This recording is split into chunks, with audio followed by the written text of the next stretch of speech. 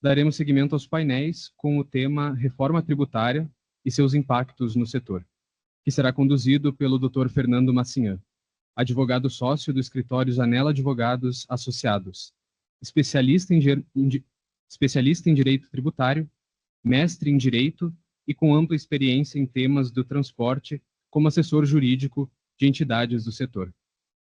Por favor, doutor, a palavra é sua.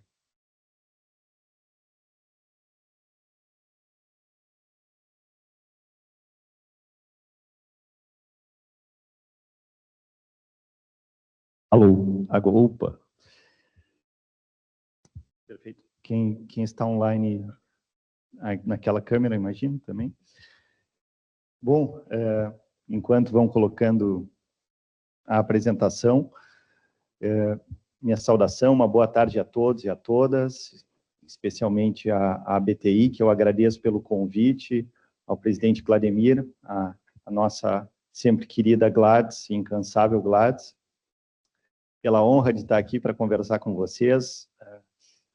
Então, minha missão hoje é tentar facilitar a reforma tributária de uma forma muito objetiva. Assim que estiver pronto o slide, vamos ver se já está o passador aqui. Eu pretendo trazer uma conversa sobre os seguintes tópicos, né? Eu sou aqui um transportador. Qual é o horizonte tributário que nós temos para esse ano que está findando e para os anos subsequentes que teremos pela frente?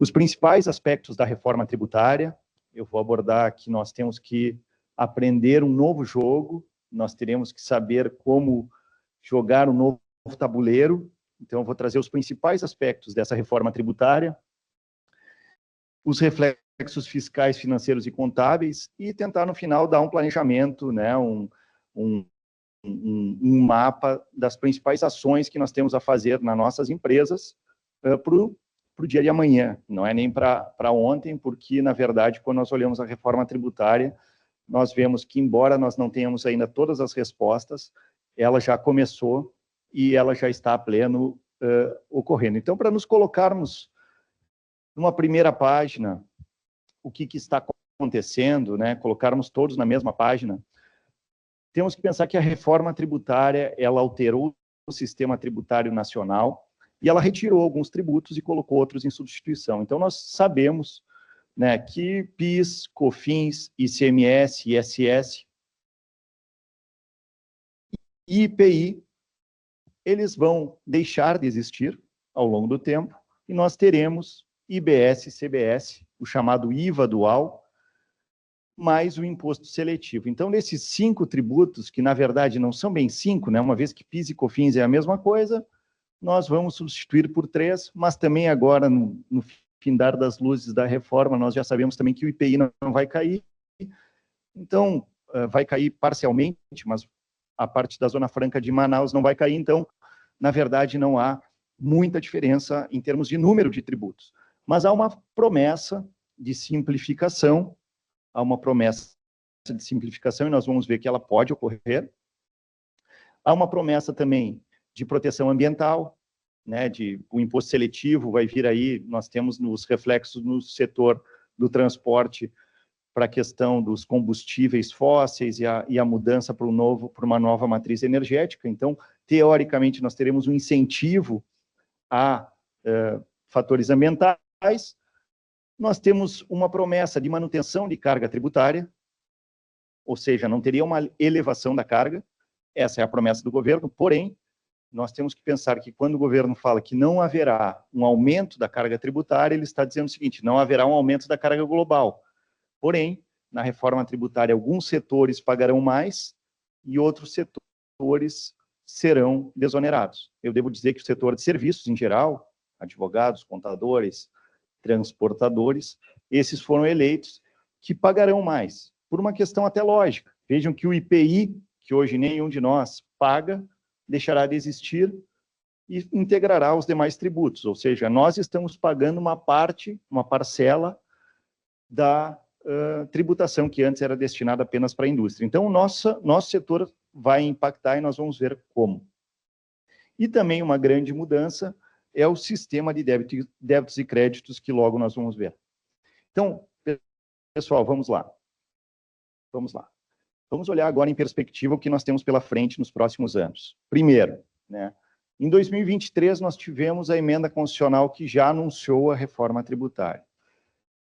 Em 2025, esse ano, nós tivemos a Lei Complementar 214, que então trouxe a nova sistemática dos tributos IBS e CBS. Nós ainda temos pela frente a aprovação de como funcionará o comitê gestor dos municípios e estados, e nós teremos ainda uma regulamentação por parte da reforma tributária. Então, para esse mês de dezembro de 2025, nós ainda teremos novas legislações que vão dizer como vai funcionar a reforma tributária, mas nós já temos os principais argumentos, as principais bases. Ano de 2026, então, nós temos a previsão da alíquota teste do CBS-IBS, ou seja, daqui a 1 mês e 10 dias, nós já temos uma alíquota teste, PIS e COFINS começam a ser extintos no primeiro ano, para uma alíquota teste de 0,9 de CBS e 0,1 de IBS, que serão compensáveis com PIS e COFINS. 2027 já PIS e COFINS estão extintos e nós passamos a uma cobrança integral de CBS, e a partir de 2029 a 2032, então nós teremos gradualmente a implementação do IBS e a extinção do ICMS. E eu quero dar um zoom aqui, porque a gente, quando fala da reforma tributária, a gente fala da reforma sobre os tributos indiretos, sobre os tributos incidentes sobre o consumo. Porém, nós temos outros aspectos que estão impactando o transporte internacional de cargas, que, embora não façam parte da reforma tributária, devem ser avaliados. Vejam que em 2025, nós já começamos o fim da desoneração da folha de pagamento, com uma alíquota de 5%. Nós tivemos um aumento do IOF, que impactou na compra de ativos. E agora, nós tivemos aprovado no dia de hoje, a reforma do imposto de renda, que vai impactar nas altas rendas. Para 2026, nós teremos o ano teste da CBS, a desoneração da folha de pagamento passa novamente a aumentar, a começar a sua extinção, e nós temos aí já incidindo a reforma do imposto de renda de altas rendas, que vai tributar todos aqueles que receberem distribuição de lucros acima de R$600 mil, e vai ser um impacto importante para o transporte também. E a partir de 2027, então, fim do PIS e COFINS, e em dezembro de 2027, fim da desoneração da folha de pagamento. Então, é um cenário que apresenta muitas dificuldades para o setor de transportes, uma vez que nós temos muitas vezes contratos longos de 1 ano, 2 anos para frente, que já estão calculados de acordo com os custos que eu tenho hoje, porém nós temos uma reforma tributária em andamento que está trocando a regra do jogo e que pode impactar de forma direta o meu custo e a minha estratégia de negócio. Quem teve tempo ainda já de parar para fazer os cálculos é um herói, porque sequer nós temos ainda condições de ter todos os elementos na mão. Mas esse é o cenário que nós temos para os próximos anos, já aspecto. Agora sim, entrando na reforma de forma efetiva. Quando a gente fala em reforma tributária, quando eu digo que vai mudar o paradigma, nós temos que pensar na reforma sob um aspecto amplo da nossa empresa. Quais são as principais características que hoje mudam do nosso sistema, principalmente desses tributos PIS e COFINS e ICMS? A primeira é a base ampla de incidência, que nós vamos aprofundar, porque a base ampla de incidência começa a demonstrar que os tributos não incidirão apenas sobre a minha atividade, como é hoje o ICMS, né? O ICMS incide sobre a atividade de transporte, embora o transporte internacional seja desonerado, mas quando eu faço um transporte nacional, eu pago ICMS sobre esse transporte. Se eu fiz uma obra na minha empresa, sobraram tijolos na minha empresa, e eu vendo esses tijolos, sou uma transportadora, ou sobra de obra, eu não pago ICMS sobre esses valores. Por quê? Porque não é minha atividade esse ICMS. Se eu tenho um pavilhão para locação para um cliente que armazena carga, sobre aquela locação eu não pago ICMS hoje em dia. Logo, com a reforma tributária, eu passaria a pagar. Hoje, quando eu vendo um caminhão ou um ativo imobilizado, uma empilhadeira, eu não pago ICMS porque minha atividade não é compra e venda de caminhões e não é compra e venda de empilhadeiras. Porém, a partir da reforma tributária, nós passaríamos a pagar IBS, ICBS e sobre a venda de ativos. Então, quando eu coloco aquele quadro que nós temos que pensar na entradas, fornecedores, saídas de vendas, compras de ativos e vendas de ativos, é que nós teremos que compensar essa base ampla de uma forma sistêmica na nossa empresa. A nossa empresa não passa a ser mais uma transportadora, ela é uma contribuinte que em toda operação que ela fizer vai incidir a tributação. Outra novidade é que há o cálculo por fora, se acabam aquelas discussões de ICMS que o alíquota é 17, mas como o cálculo é por dentro vira 18,5, então isso acaba. Se promete uma não cumulatividade plena, e aqui um ponto importante, não serão objeto de benefícios fiscais, salvos aqueles previstos na Constituição Federal. E aí, caríssimos, eu chamo a atenção e sublinho essa parte de que não serão objetos de benefícios fiscais, porque esse é um dos grandes elementos de disputas entre os estados hoje em dia. Aqui no estado do Rio Grande do Sul, se alguém abrir o regulamento de ICMS, desafio, é melhor, não é um convite, é um desafio qualquer um a ler o regulamento de ICMS, que é completamente incompreensível. Tem um artigo 9º que fala das isenções. O artigo 9º tem mais de 200 incisos. É isento o transporte intermunicipal, que está no artigo 10º, é isento a compra e venda de leite, é isento.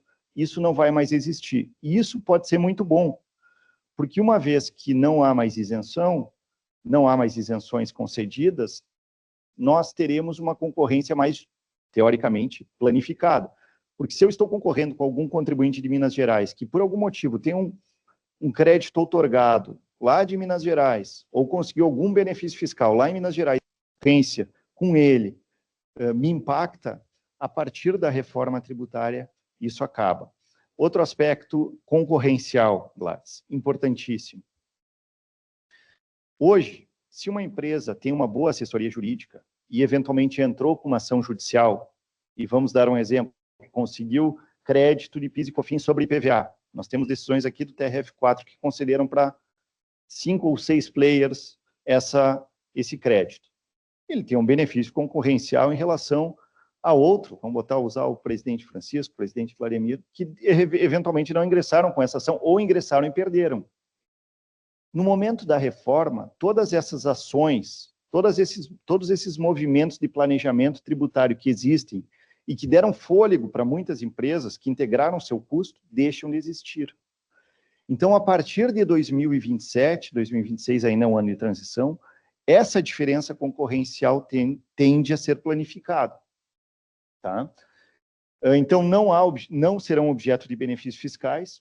Nós temos previsões de não incidência nas exportações, também muda a tributação que hoje no transporte nós sabemos que ocorre na origem, passa a ser no destino, e nós temos um regime de transição, se nós formos olhar para os estados, que vai até 2078, porque há fundos de compensação justamente previstos pelo governo federal para restituir os estados que deram esses benefícios fiscais. Então, nós mudamos esse paradigma tributário e iniciamos um novo jogo. Sobre a base ampla de incidências que eu referia, e dava o exemplo dos tijolos, da compra e venda de ativos, então, na lei complementar 214, consta que toda compra e venda, troca ou permuta, locação, licenciamento, concessão, cessão, empréstimo, doação onerosa, não interessa como eu chamar uma relação onde houver troca de valores, incidirá a tributação de IBS e CBS nas empresas, certo?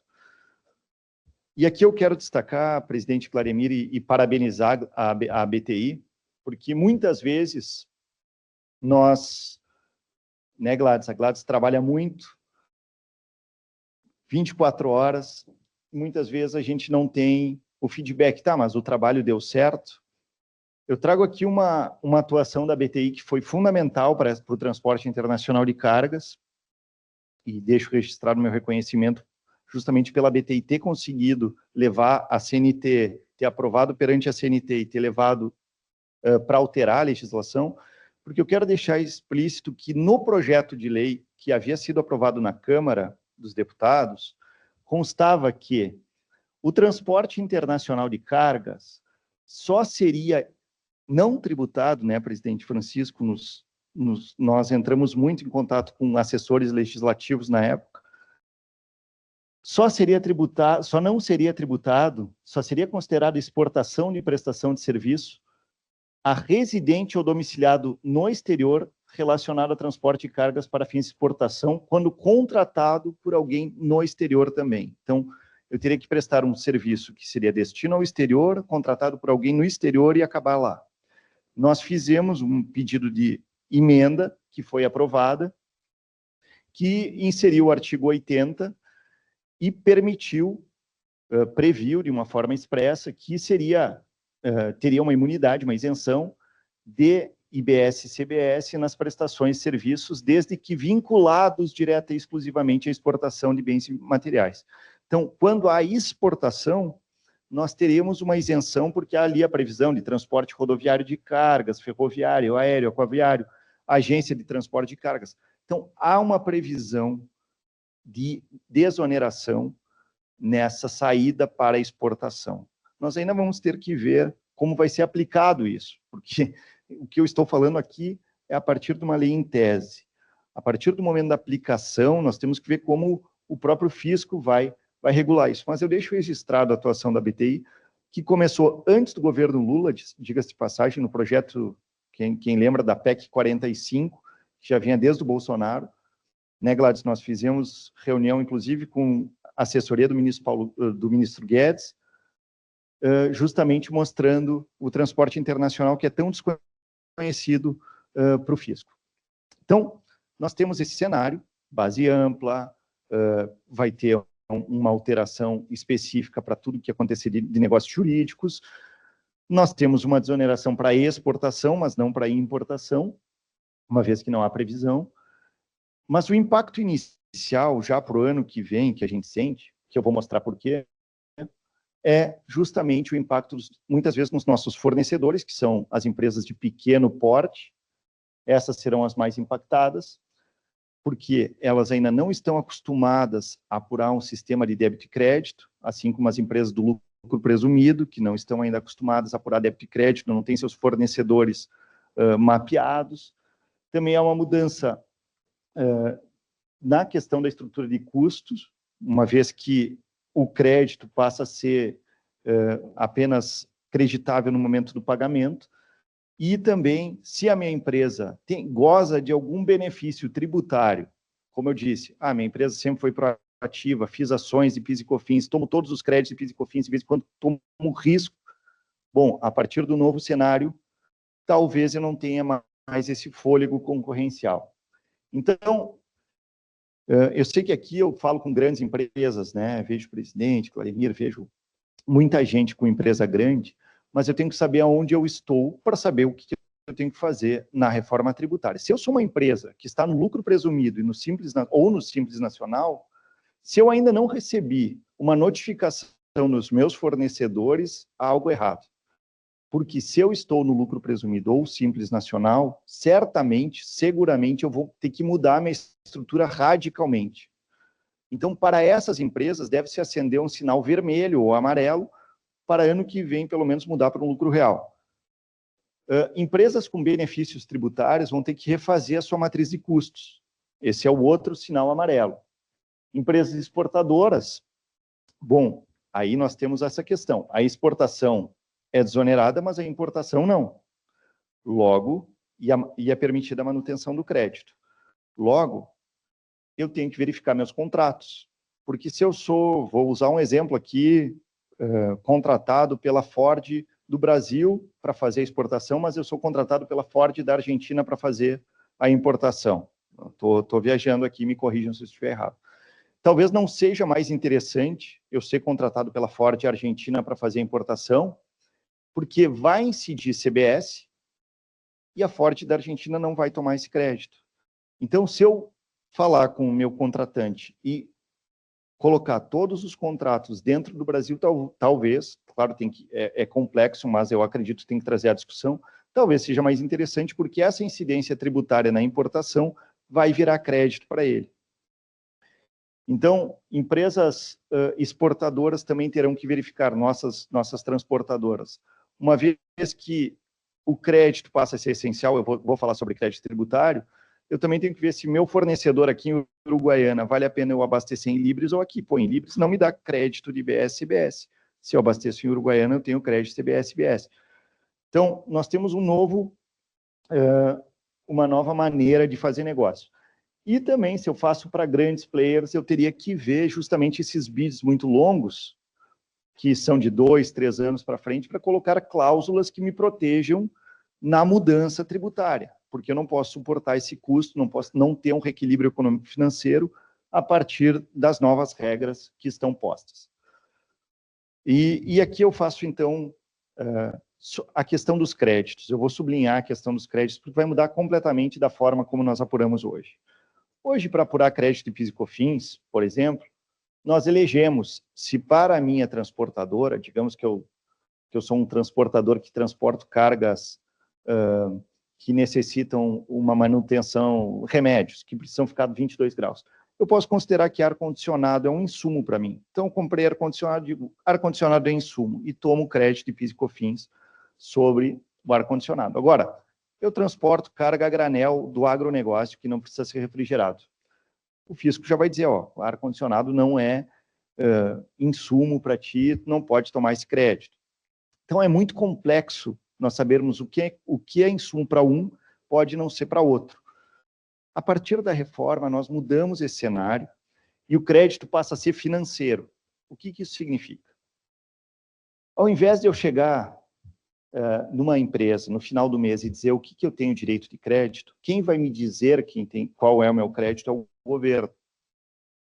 O governo tem, e isso já está, temos aqui o exemplo do presidente Vladimir, que entrará no teste, né, foi convidado para entrar no teste. Nós já temos no site do governo como será feita a apuração do IBS-CBS, da CBS especialmente, mas os dois são iguais. E ele funciona como uma conta corrente, como um banco. Eu fui hoje no posto, abasteci diesel, recolhi, paguei à vista, o tributo foi pago, vai entrar um crédito para mim de diesel S10 ali no valor de 1.250. Fiz um frete para Porto Alegre no valor de 10 mil e teve incidência CBS, vai ter um débito. E assim vai indo uma conta corrente apurada pelo próprio governo e chega no final do mês e vai verificar se eu tenho um saldo positivo favorável ou desfavorável. Essa é a regra. Ele passa a ser um extrato de conta corrente. Quando tem o CNPJ da empresa contratante, mais o pagamento vai entrar direto na conta bancária. Se no final do mês eu tiver crédito, digamos que eu comprei uma frota nova de caminhões. Está 1 milhão cada caminhão que eu compro, a gente estava falando ontem, vamos colocar que é 26, já vamos pensar em 2032, 26% de impostos a mais, vamos colocar cálculo por fora, 260 mil reais. Comprei 10 caminhões, 2 milhões e 600. Para eu usar 2 milhões e 600 em crédito, pode demorar muito tempo. Então, o governo promete que eu posso pedir em 30 dias a restituição desses valores. Se eu tiver saldo credor, eu posso pedir a restituição desses valores. É isso que promete o governo. Então, nós não temos mais aquela chance de chegar no final do mês, chamar o nosso advogado tributarista e dizer, doutor, seguinte, eu estou com um problema de caixa, eu tenho que escolher se eu pago meus fornecedores, meus empregados ou o governo. Não tem um crédito de PIS e COFINS a mais para nós tomarmos aí. Aí o tributarista fala, não, quem sabe, então, nós pegamos os últimos 5 anos do Vale Alimentação, já que é obrigado por convenção coletiva, que o senhor não tomou, e vamos fazer esse caixa virar. E tem essa possibilidade hoje em dia, porque é discutível. A partir da reforma não teremos mais essa possibilidade. Então, o crédito e o débito passam a ser financeiros como uma conta bancária organizada pelo próprio governo. E aí a pergunta que surge é, o que acontecerá com os saldo credores? Nós temos muito problema de saldo credores no transporte internacional, especialmente de CMS. Tem um crédito lá acumulado. Ou saldo credores de PIS e COFINS na virada de 2026. Segundo o governo federal, todo saldo credor que eu tiver, vamos lá, Digamos que agora, em 2026, conseguimos um êxito numa ação judicial para determinada empresa, e esse êxito deu 4 milhões de créditos PIS e COFINS. E virou o ano de 2027, eu tenho 4 milhões acumulados lá de PIS e COFINS, de crédito de PIS e COFINS. O que eu faço com isso? Teoricamente, será possível compensar com o CBS ou pedir a restituição em dinheiro, que, segundo a Receita, serão pagos em 30 dias, mas isso não está muito claro, tá? ICMS já é mais complexo, porque o ICMS, depois, lá a partir de 2029, se eu tiver crédito de ICMS, há uma previsão do governo estadual ressarcir para nós em 240 parcelas, sem correção. Então, o crédito acumulado de ICMS pode ser problemático.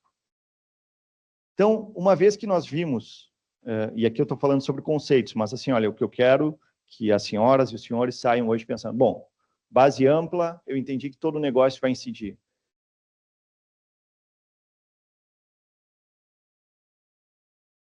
O crédito sobre fluxo de caixa, imagino que temos aqui também contadores ou gerentes financeiros. Nós vimos que crédito é igual a dinheiro, tanto que se eu tiver crédito acumulado, eu posso pedir para o governo me depositar em 30 dias. O que vai alterar grandemente também, e pode impactar as empresas, é a questão do fluxo de caixa. Por quê? Porque enquanto hoje nós apuramos nosso tributo, declaramos e pagamos 30 dias depois, o meu cliente me paga o valor total, mas eu pago PIS e COFINS depois para o governo. Se chega naquela situação clássica, pago o meu fornecedor, o governo ou os funcionários, eu posso dizer, não vou pagar o governo, vou pagar os funcionários, depois eu parcelo o governo. Isso é tão usual no transporte que 30% das empresas transportadoras possuem débitos federais recorrentes. Hoje nós víamos até o aplicativo de dívida aberta do governo federal que mostra isso. Essas empresas que se financiam nos tributos não poderão mais fazer isso. Por quê? Porque para eu gerar crédito para o meu contratante, o tributo tem que estar quitado. Então, o meu contratante, entre contratar a empresa A, que está em dia e que gera créditos, ou a empresa B, que está em situação difícil e não gera créditos, ela vai optar pela empresa A. Segunda questão, há a previsão na lei do chamado split payment, que todos já escutaram. E como é que vai funcionar o split payment? Eles chamam de split payment inteligente, tá? O split payment inteligente funciona da seguinte forma. O fornecedor, então, o transportador, faz a transação comercial, o contratante vai pagar por Pix, cartão, boleto, TED, qualquer coisa, digamos, né, que seja 28%, o valor do meu frete é 10 mil, tem mais aí 28% de tributos, teoricamente ele vai pagar 12.800. Quando ele pagar no banco, os 12.800, vai ir para o transportador apenas os 10 mil, 2.800 vão ir direto para o fisco. Porém, a gente sabe que isso não é uma vida simples, porque eu posso ter comprado 10 caminhões mês passado e eu estou cheio de créditos. Então, o split payment inteligente diz o seguinte, que quando ele for fazer o pagamento desses 12.800, a plataforma do próprio banco vai verificar que aquela empresa fornecedora, prestadora de serviço, tem créditos e os 12.800 vão ir para a empresa. Então, seria já como um ressarcimento desses créditos. Então, existe esse split payment inteligente que vai impactar no fluxo de caixa, uma vez que o pagamento é à vista. Agora eu vou dar um exemplo. Digamos que tu é uma empresa muito famosa, trabalha para um grande empregador e ele paga em 120 dias. Então, eu emiti meu CTE, quando que eu vou pagar o CBS e IBS? Mês seguinte, 30 dias. Então, eu vou pagar com meu crédito. No momento em que houve a emissão do documento fiscal, mais o pagamento por mim, naturalmente, automaticamente, essa minha conta corrente que eu coloquei para vocês, que eu teria um crédito, vai para o meu contratante, que até agora não pagou nada. Ele está lá com 2.800 no bolso, que eu paguei, do meu trabalho, e ele vai aproveitar durante 120 dias e depois vai me pagar. E se ele não me pagar depois de 120 dias? Aí o governo diz que tem que fazer um cancelamento e um pedido de restituição. Então, o que eu digo para vocês? A questão do split payment é muito séria E seria muito bom ter nos contratos, e eu tenho aconselhado meus clientes nesse sentido, que se for fazer o pagamento a prazo, que pelo menos o tributo seja pago à vista. Então, paga porque para ele é nulo. Ele vai pagar 2.800 e 2.800 vão virar crédito. Então, para ele, é um fluxo que fica no 0 a 0. Se conseguir negociar isso, já será um grande impacto, porque daí eu não estou financiando também o tributo do meu contratante. Volto a referir, já me encaminho para o final, vou tentar finalizar, mas tem uma expectativa de impacto no fluxo de caixa muito sério. Empresas com dívidas fiscais serão as mais impactadas, porque elas já estão num fluxo de caixa negativo. E se eu tenho contratos de longo prazo, muito cuidado.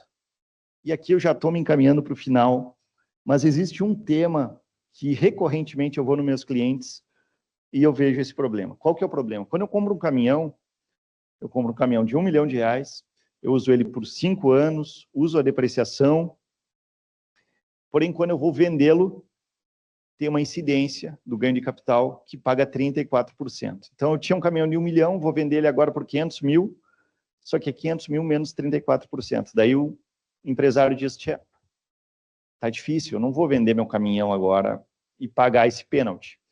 Sinto dizer que a partir da reforma tributária, essa venda vai incidir 34% mais 28%.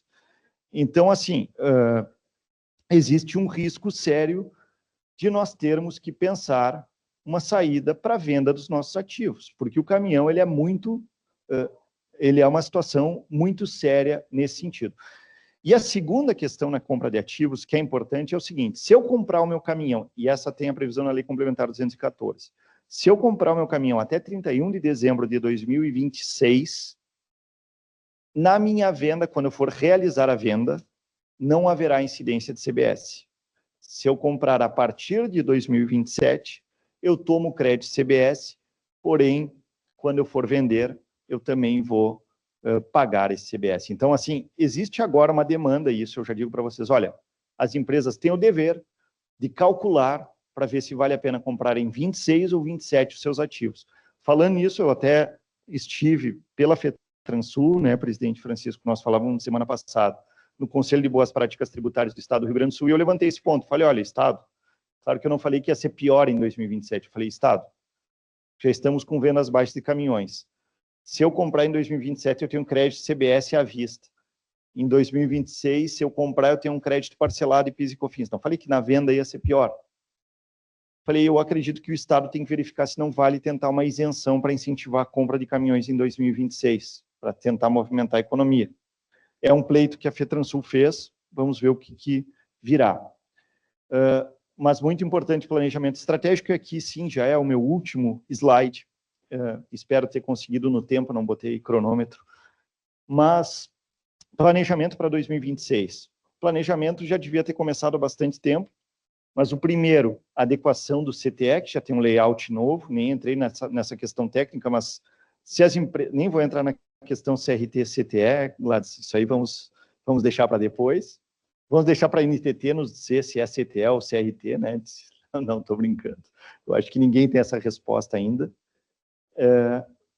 Tem que verificar a questão da compra de ativos, a questão das obrigações acessórias, que já estão, nós necessitamos estar em dia com as obrigações acessórias, verificar créditos do passado, porque vamos lá, digamos que minha empresa é conservadora, nunca tomei um crédito sobre determinado insumo que é discutível, passou 2026, chegou 2027, mudou o sistema, digamos que vem uma jurisprudência consolidada de que é possível tomar crédito sobre vale alimentação previsto em convenção coletiva. Eu não tomei, como é que eu vou refazer minha contabilidade do passado para utilizar créditos de CBS? Isso vai ser uma confusão. Então, eu diria o seguinte, 2026 é o ano para revisar minha contabilidade.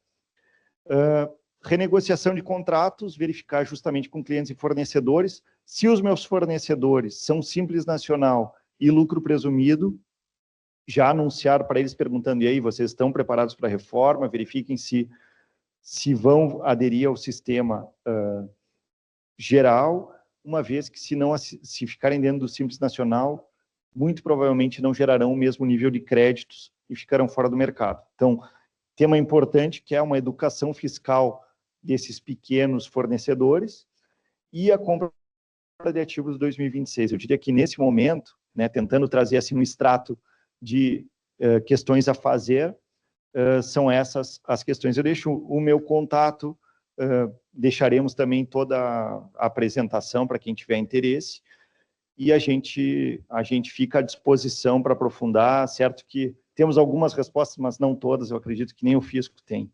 Então, muito obrigado, Gladys.